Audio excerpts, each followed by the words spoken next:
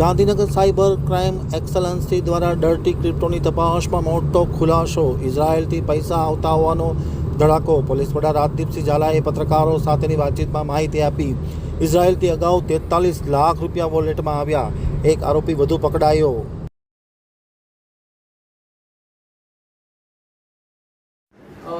આ ગુનાની જો વાત કરીએ તો સેન્ટર ઓફ એક્સલન્સ દ્વારા જે આ ક્રાઇમ શોધી કાઢવામાં આવ્યું છે એમાં રિગરસ તપાસ ચાલી રહી છે. જેમ મેં લાસ્ટ ટાઈમ જણાવ્યું હતું કે અલગ અલગ 6 ટીમો કાર્યરત છે.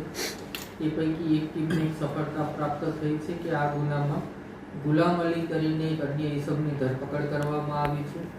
આ ગુલામ અલીની હકીકત એ પ્રકારની છે કે સલમાન અને નાવેદ જે અગાઉ પકડાયેલા આરોપીઓ હતા એના સ્ટેટમેન્ટમાં ફલિત થયું હતું કે ગુલામ અલી એક ઓફિસ રાખી અને યુએસડીટીનું કરતો હતો અને તે લોકો સાથે જોડાયેલો હતો.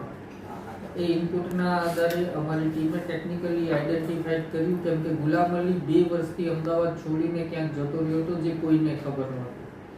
સો ઉદયપુર જઈ અને એણે પોતાનું ફરીથી ક્રિપ્ટોનો કારોબાર શરૂ કરેલો. એ ગુલામ અલીની ધરપકડ કરવામાં આવી છે. ગુલામ અલીની પૂછપરછમાં અન્ય એક ખુલાસા પણ થયા છે કે ગુલામ અલી, નાવેદ અને સલમાન સિવાય આ ગુનામાં અગાઉ પકડાયેલા આરોપી ઝૈદ સિદ્દી ના આશરે 10 લાખ રૂપિયા જે ડર્ટી ક્રિપ્ટોના હતા એને 8% કમિશન લઈ કેશમાં કન્વર્ટ કરી અને ઝૈદ સિદ્દીને એણે આપેલું હોવાનું ખુલ્યું.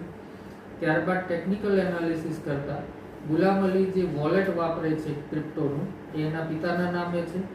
એ ક્રિપ્ટો વોલેટનું એનાલિસિસ જ્યારે કરવામાં આવ્યું ત્યારે ધ્યાન પર આવ્યું કે જે NBCTF ઇઝરાયલ દ્વારા જે માર્ક કરેલા ક્લસ્ટરમાંથી જે પૈસા આવતા હતા ઝૈદ સિદ્દીને, એ જ વોલેટમાંથી ગુલામ અલીના પિતાના નામના વોલેટમાં પણ એ સમયે 43 લાખ રૂપિયા જેવી મોટી રકમ આવેલી અને આ રકમ એણે કેશમાં કન્વર્ટ કરી P2Pના માધ્યમથી આગળ આરોપીઓ સુધી મોટું કમિશન ખાઈને પહોંચાડેલું હતું.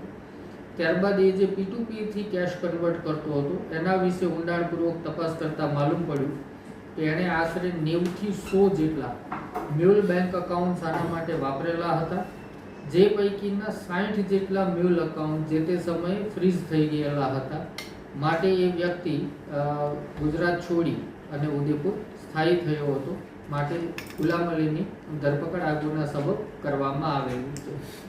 આ ઉપરાંત આ ક્રાઇમની જે અન્ય કડી જે છે એ યુકેનું જે ડ્રગ નેટવર્ક, એમાં પણ એક ચોંકાવનારી હકીકત બહાર એ આવી છે કે કઈ રીતે આ લોકો ડ્રગ્સનું ટ્રાન્સપોર્ટેશન કરતા હતા, કઈ રીતે પેકિંગ કરતા હતા જેથી આને છુપાવી શકાય અને ટ્રાન્સપોર્ટેશન ઇઝીલી થઈ શકે. સો એમાં ઝુબેરના પિતાનો બહુ મહત્વનો રોલ સામે આવ્યો છે. એ લોકો ગોળ ખરીદતા હતા, ગોળને ઓગાળી અને નીચે ગોળનું લેયર કરતા, સ્ટ્રીપ્સ જે હોય અને એલ્યુમિનિયમ ફેલમાં પેક કર્યા બાદ એના ઉપર ફોઇલ લગાડી દેતા હતા અને ફરીથી ગોળ પીગાડી અને ગોળનો એક દડબો જેવું કરી નાખતા હતા બોક્સ, અને એના ઉપર એકદમ ટાઈટ ટેપ કર્યા પછી એને એરટાઈટ પેકિંગ કરતા હતા જેથી કોઈની નજરમાં ન આવે. હાલમાં એ દિશામાં પણ સેન્ટર ઓફ એક્સલન્સની ટીમ કાર્ય કરી રહી છે. સર, જે ફંડિંગ